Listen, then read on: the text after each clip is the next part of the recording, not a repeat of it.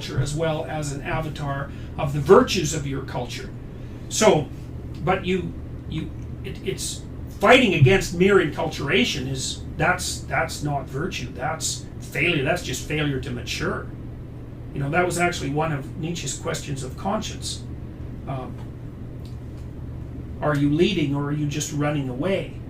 Well, the answer to that almost always is you're running away. You might think you're leading, but the probability that you're leading, especially if you haven't seriously considered the possibility that you're running away, is like, really, what's the chances? If you really think about it, it's not that easy to lead, and it's pretty easy to run away. So, if you're not doing what other people are doing, you're probably running away.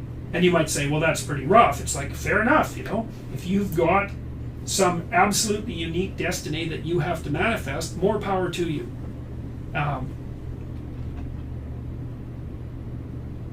But most of the time what I see are people who think they have a unique destiny, and really what they're doing is wandering off the beaten path into some thorn-ridden ditch where things are not going to be good for them. So, what are some ways to revolt without being destructive? Revolt against what? That'd be the question. I mean, you could try revolting against your lack of discipline. Like, that's good. That's a war. That's a war. If you want a war, maybe you do, because people need war. I think it was William James who said that people need a moral equivalent to war.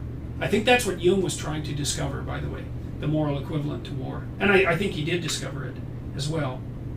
And that's tied up with the idea of sacrifice.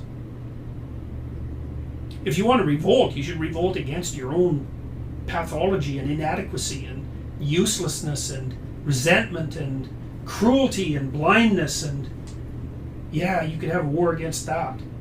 You could revolt against that. That'd give you something to do.